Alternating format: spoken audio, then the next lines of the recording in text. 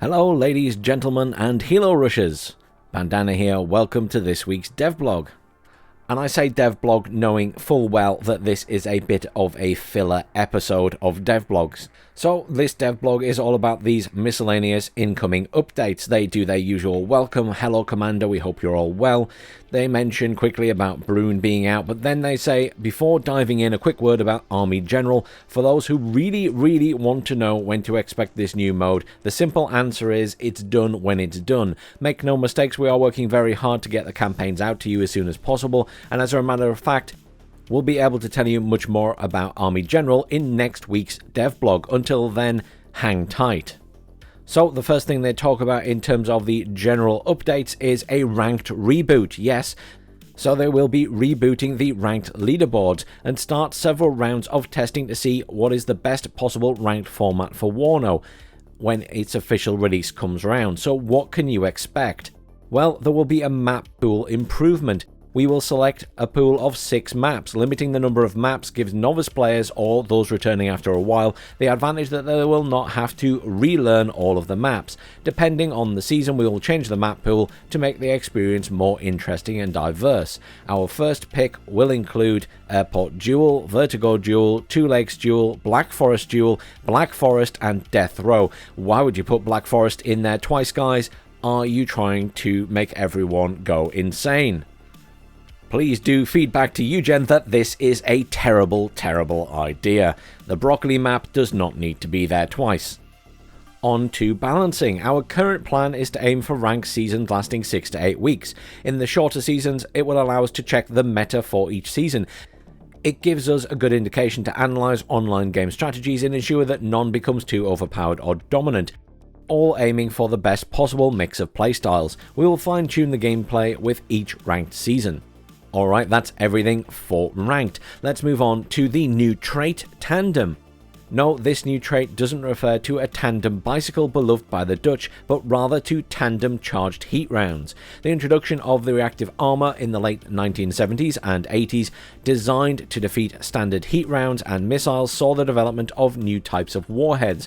These were specifically created to deal with reactive armor by using 2 separate charges. The Tandem Warheads' first charge would detonate the reactive bricks, while the second one would punch through the resulting hole and explode on, hopefully, the exposed and much weakened steel armor. As you might know, we introduced a new explosive reactive armor trait applicable to vehicles equipped with these bricks. This trait grants units featuring reactive armor a +2 HP bonus. However, when targeted by a shell or round, either tank rounds or infantry rocket launchers or missiles, with the new Tandem Trait, the ERA traded vehicles will be dealt an additional +1 damage. This represents the tandem charges grinding through the reactive armor. Mind you, the Tandem Trait doesn't undo reactive armor but destroys part of it on successful hits. Against non-ERA vehicles, the same rounds will just perform as regular heat rounds would. The new Tandem Trait will be retrofitted to existing ammunition. We will also introduce a new one, the TOW 2A. This new round will be used on the refurbished Bradley M2A2 and the M3A2.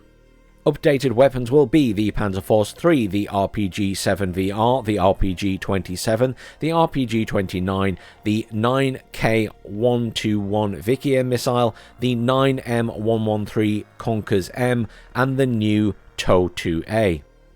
As exemplified by the list above, the Soviets were not only much bigger implementers of the ERA on their armoured vehicles, but they also used more tandem charges in combat compared to NATO.